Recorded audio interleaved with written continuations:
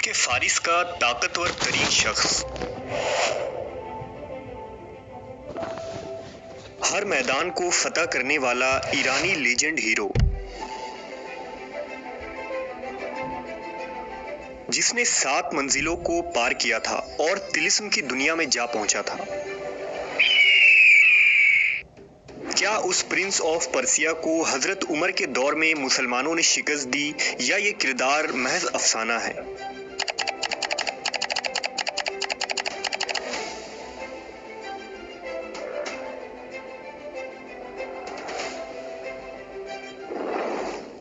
Prince of Persia مختلف video games, movies اور series کا ایک مشہور کردار ہے جسے مختلف تاریخی ناول اور افسانوں میں بھی مرکزی کردار بنایا جاتا ہے۔ کیا یہ تاریخی شخصیت کوئی حقیقی انسان تھا یا صرف ایک افسانہ؟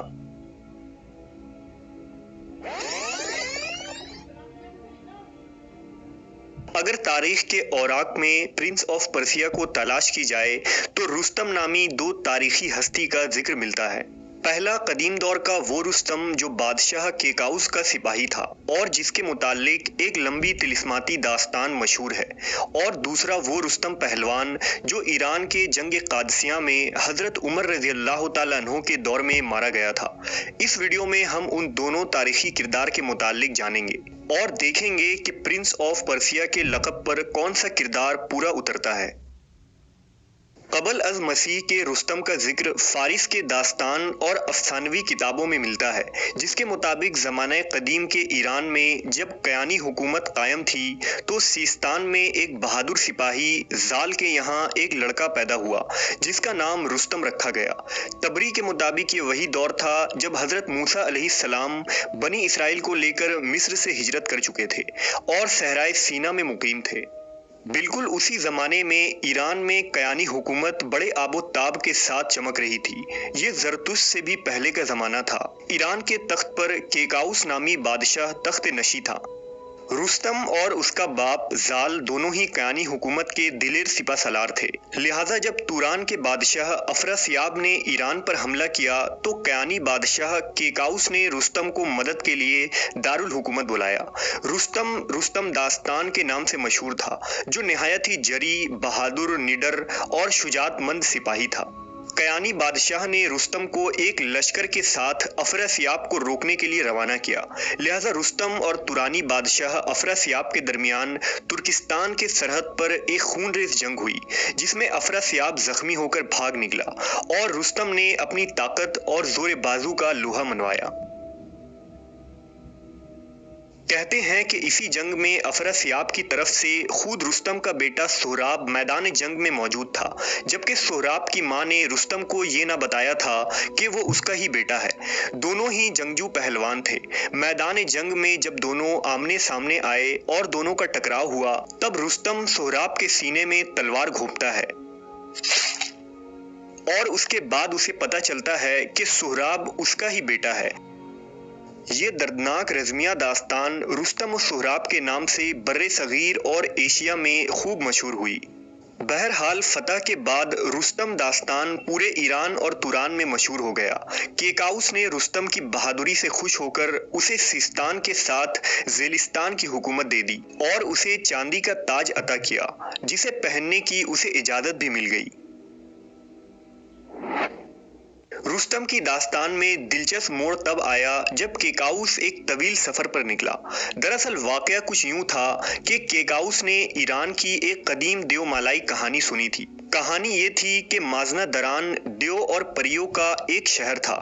یہ البرز پہاڑیوں کے وادیوں میں کہیں موجود ایک طلسماتی شہر تھا۔ اسی البرز پہاڑ کو کوہ کاف کے نام سے بھی جانا جاتا تھا، لہٰذا کیکاؤس اس طلسماتی شہر کی تلاش میں نکل پڑا اور مہینوں تک سفر کرتا رہا۔ اس سفر میں وہ ایسا گم ہوا کہ کئی سالوں تک واپس نہ آیا، لہٰذا رستم بادشاہ کیکاؤس کی تلاش میں نکل پڑا اور وہ بھی مازنا دران کی تلاش کرنے لگا۔ لوگوں نے اسے بتایا کہ بادشاہ کیکاؤس کو دیو سپید نے قید کیا ہے اور اس دیو سپید تک پہنچنے میں 7 منزل طے کرنی پڑے گی۔ رستم اس خطرناک سفر پر نکل پڑا۔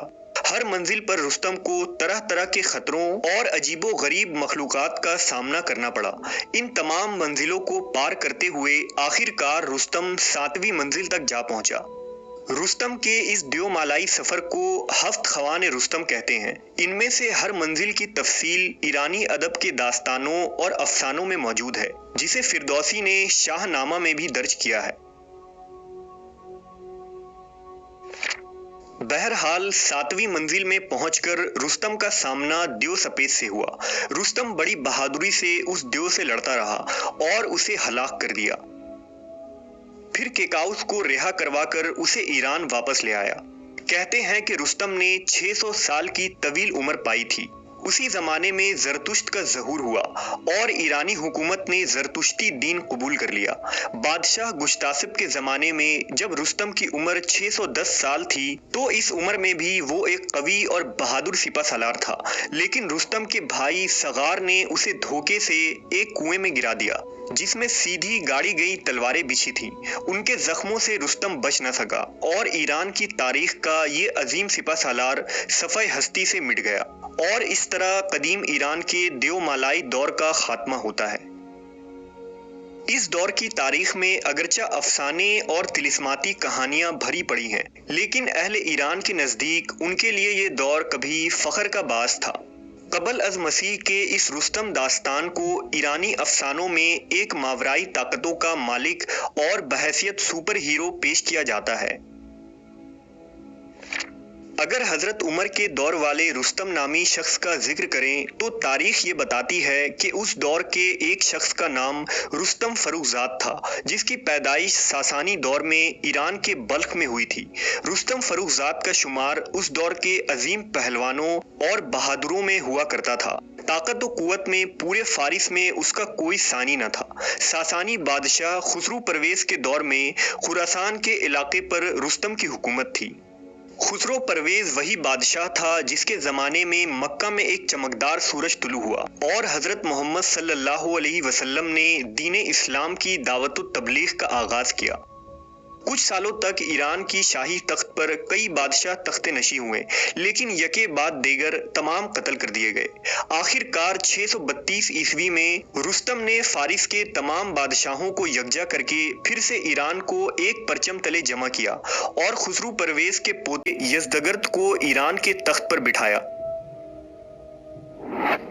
یہ وہ دور تھا جب اسلامی ریاست کے خلیفہ حضرت عمر ابن خطاب رضی اللہ تعالیٰ عنہ تھے۔ رستم جانتا تھا کہ اگر مسلمانوں کو نہ روکا گیا تو فارس کی 1000 سالہ سلطنت کا جڑ سے خاتمہ ہو جائے گا، لہٰذا اس نے اسلامی علاقوں پر حملہ کرنا شروع کر دیا۔ اس پر حضرت عمر نے 16 ہجری یعنی 636 عیسوی کو حضرت سعد بن ابی وقاص کو ایک لشکر سمیت ایران کے علاقوں کی طرف روانہ کیا۔ عراق کے قادسیہ نامی مقام پر دونوں فوجیں آمنے سامنے آ گئیں۔ ایک طرف اسلامی لشکر اور دوسری طرف ساسانی فوج تھی جس کا سپہ سالار رستم فروخزاد تھا۔ اس جنگ میں رستم 60,000 سپاہیوں کو لے کر آیا تھا، جبکہ اسلامی لشکر تعداد میں آدھے تھے۔ اس کے باوجود ہر میدان کا فاتح رستم پہلوان پر خوف طاری تھا اور وہ جنگ کرنے سے کترا رہا تھا۔ جلد ہی جنگ کا آغاز ہوا اور 3 دن مسلسل خون ریز جنگ ہوئی، جس میں مسلمان مجاہدین ایرانیوں کے صفے الٹتے چلے گئے۔ ایرانی فوج پیچھے ہٹنے لگی تو اچانک رستم نے ایک لشکر سمیت آخری وار کیا، لیکن جنوب سے مسلم مجاہدوں نے ایسا حملہ کیا کہ ایرانی سپاہی بھاگ کھڑے ہوئے اور رستم ایک گدھے کے نیچے چھپ گیا۔ اس وقت ایک مجاہد حضرت علقمہ نے اسے دیکھ لیا اور اسے قتل کر ڈالا۔ رستم کے قتل ہوتے ہی ایرانی لشکر بکھر گئی اور اسلامی فوج میں تکبیر کی آوازیں بلند ہونے لگی۔ اس طرح فارس کے اس 1000 سالہ طاغوتی حکومت کا خاتمہ ہو گیا اور رستم سمیت ساسانی حکومت صفحہ ہستی سے ہی مٹ گئی۔ اگر ان دونوں شخصیت کے کردار کا معائنہ کیا جائے تو قبل از مسیح کا رستم داستان ایک ہیرو کی طرح دکھائی دیتا ہے، जबकि जंग कादसिया का रुस्तम पहलवान जंग से पीठ फेर कर भागने वाला एक बुज़दिल शख्स के तौर पर नजर आता है। लिहाजा कबल अज मसीह वाले रुस्तम की जुर्रत और बहादुरी उसे प्रिंस ऑफ पर्सिया के लक़ब के काबिल बनाती है। अलबत्ता बाद में सिकंदर आज़म के हमलों की वजह से रुस्तम के मुतालिक तमाम दस्तावेज और किताबें तबाह व बर्बाद हो गईं, लेकिन हर दौर में शायरों, मुसन्निफों और फनकारों ने रुस्तम के इस किरदार को तारीख में जिंदा रखा। इसी प्रिंस ऑफ पर्सिया के नाम से कई वेस्टर्न नॉवेल लिखे गए, कई अफसाने और दास्तान तहरीर की गई। प्रिंस ऑफ पर्सिया के नाम से 2010 में हॉलीवुड ने एक मूवी भी बनाई, जिसमें एक फारसी शहजादा दास्तान को मुख्तलिफ कारनामे करते हुए दिखाया गया है। इसी तरह माइथोलॉजी को जदीद टेक्नोलॉजी के जरिए नए अंदाज में पेश किया गया और Prince of Persia shadow and flame, Prince of Persia classic और प्रिंस ऑफ पर्सिया 3D के नाम से मुख्तलिफ वीडियो गेम्स भी बनाए गए।